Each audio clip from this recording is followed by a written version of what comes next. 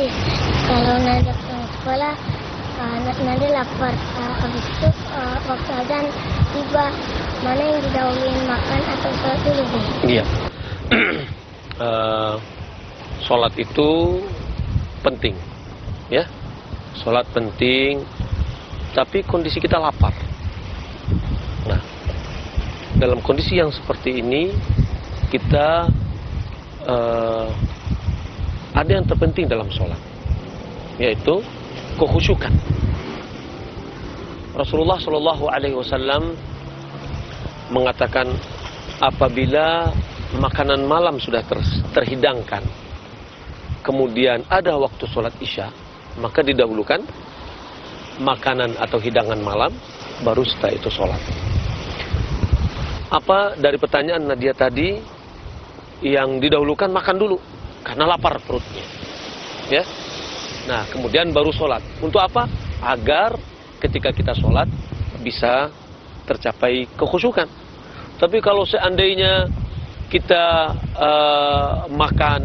kita sholat dulu, perut kita keroncongan, ingat makanan, sehingga khusyuknya tidak ada. Ya, nah jadi seperti itu. Perlu kita ingat bahwa sholat itu penting, tidak boleh kita tinggalkan dan tidak boleh kita lalaikan. Nabi SAW mengajarkan kepada orang-orang tua. Kata Rasulullah SAW, muru auladakum bis salati wahum abna'u sab'in wadribu 'alaiha fi 'ashrin wa farriqu bainahum fil madaji'. Rasulullah SAW mengatakan kepada perintah Nabi kepada orang tua, perintahkanlah sholat pada anak-anakmu yang mereka berumur 7 tahun. Pukullah mereka karena kelalaian terhadap sholat. Mereka berumur 10 tahun. Dan pisahkan mereka dalam tempat tidur mereka. Wasiat untuk sholat terhadap anak-anak kita sangat-sangat kita tekankan. Karena Allah Subhanahu wa Ta'ala menjadikan sholat itu mencegah dari kekejian dan kemungkaran. Allah Subhanahu wa Ta'ala dalam Al-Quran dengan berkali-kali memerintahkan kepada kita untuk menegakkan sholat. Maka oleh karena itu, untuk menjaga sholat, kita harus menjaga sholat. Kalau seandainya kondisi tertentu kita lapar, boleh kita makan dulu, kemudian kita sholat. Karena kekhusyukan adalah ruh dari sholat. Allah Subhanahu wa Ta'ala mengatakan, qad aflahal mu'minun alladzina hum fi shalatim khashi'un. Sungguh telah beruntung orang-orang mukmin di mana mereka di dalam sholat mereka adalah khusyuk. Maka dalam kondisi tadi kita makan dulu agar kita bisa khusyuk dalam sholat. Perlu diingat adab-adab makan, ya. Apa ada adab makan? Ayo. Baca bismillah. Kemudian apa lagi? Makan dengan tangan kanan, ya. Kemudian apa lagi? Nah, mengambil makanan yang dekat. Ini dalam hadis, ya. Umar bin Abi Salamah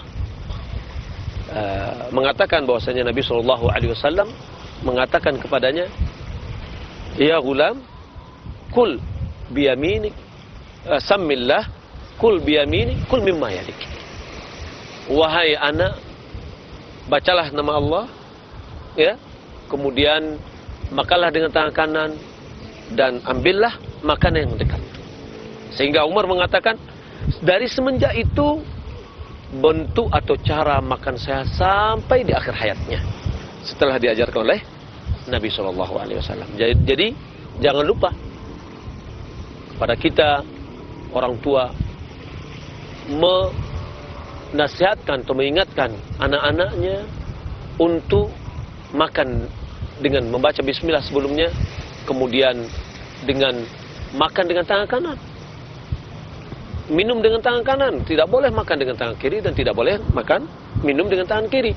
Karena dalam hadis Ibnu Umar yang dikeluarkan oleh Imam Muslim, Rasulullah SAW bersabda, "Idza akala ahadukum falyakul biyaminih Wa idza syariba falyashrab bi yamini. Ya. Apa? Fa inna syaitan. Iya.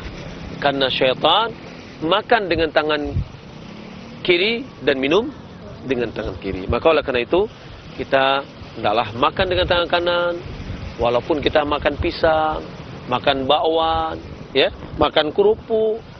Ada kita lihat orang makan nasi memang tangan kanan, akan tetapi makan kerupuknya dengan tangan kiri. Ya. Ada orang yang makan dengan tangan kanan tapi minum teh botolnya dengan tangan kiri. Ini tidak boleh, karena itu adalah kebiasaan dari syaitan.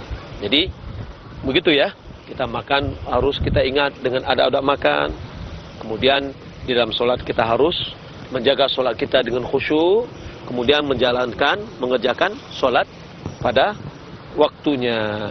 Ya, mudah-mudahan Nadia bisa, kalau juga Asia, kalau seandainya terjadi seperti yang tadi, bisa menjalankan dengan baik. Ya.